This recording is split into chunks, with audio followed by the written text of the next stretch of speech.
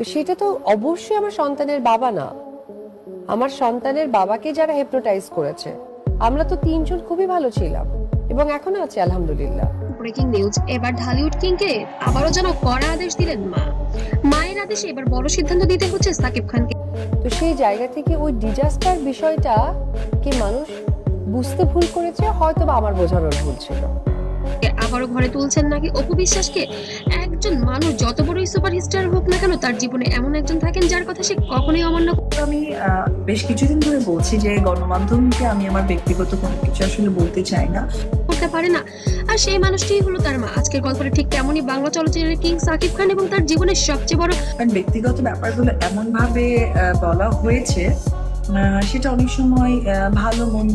আলোচিত অধ্যায় অপু বিশ্বাস। শোনা যাচ্ছে মায়ের এক কঠিন সিদ্ধান্তের কারণেই নাকি আবার নতুন করে শুরু করতে যাচ্ছেন এই সম্পর্ক। কি ঘটেছিল, কেন এমন সিদ্ধান্ত, চলুন শুরু করি। একটা সময় যখন পর্দার তো দুদিক থেকেই আসলে একটা মানে ব্যক্তি জীবনে একটা কি বলে একটা তাদের জুটি মানেই ছিল সুপারহিট। সাকিব খান আর অপু বিশ্বাস দর্শকের কাছে ছিল স্বপ্নের জুটি।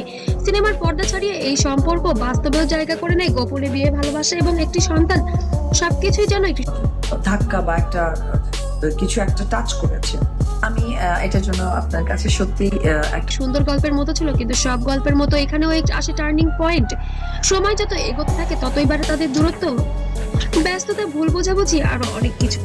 আমার বিয়ের কাবিননামা তারা ছিনিয়ে নিয়েছে, সুতরাং আমি বললেও বলতে পারতাম না আমি বিবাহিত সাকিবের সাথে। আজকে ডিভোর্সের মধ্যে দিয়ে অ্যাটলিস্ট আর মিডিয়ায় অতিরিক্ত নজর, সব মিলে সম্পর্কটা হয়ে ওঠে জটিল। এক সময় অপু বিশ্বাস সবকিছু প্রকাশ্যে নিয়ে আসেন, যা পুরো দেশকে চমকে দেয়। অন্যদিকে সাকিব খানের প্রতি সার্টিফিকেট আমার কাছে আসতেছে যে ইয়েস আমি বিবাহিত ছিলাম, যার জন্য আমি ডিভোর্সি। এটা ছিল অনেকটাই কঠোর। এই ঘটনার পর থেকে দুজনের মধ্যে দূরত্ব বাড়তে থাকে। সময় গড়িয়ে যায়, দুজনের নিজের নিজের জীবন নিয়ে ব্যস্ত হয়ে পড়েন, কিন্তু মনের ভিতরে শূন্যতা কি কখনো পূরণ হয়? Again, আমার সাথে সাকিবের যে আজও বৈবাহিক সম্পর্ক আছে সেটা আমাদের সন্তান। একদিকে সাকিব তার ক্যারিয়ার আর তার স্টারডম নিয়ে ব্যস্ত, অন্যদিকে অপু বিশ্বাস তার সন্তান একাকী জীবন নিয়েও ব্যস্ত। সবকিছু যেন অসম্পূর্ণ থেকে যায়, সন্তানও যেন বাবা মায়ের একসাথে সাকিবকে একেবারেই মনে পড়ে না। ভালোবাসা থেকে বঞ্চিত হতে থাকে। এই জায়গাতে গল্পে আসে সবচেয়ে বড় টুইস্ট। সাকিব খানের মা, যিনি সবসময় চেয়েছেন তার ছেলে পরিবারের একসাথে থাকুক, শোনা যাচ্ছে তিনি সরাসরি সাকিবকে বলেছেন, যা হয়েছে ভুলে যাও,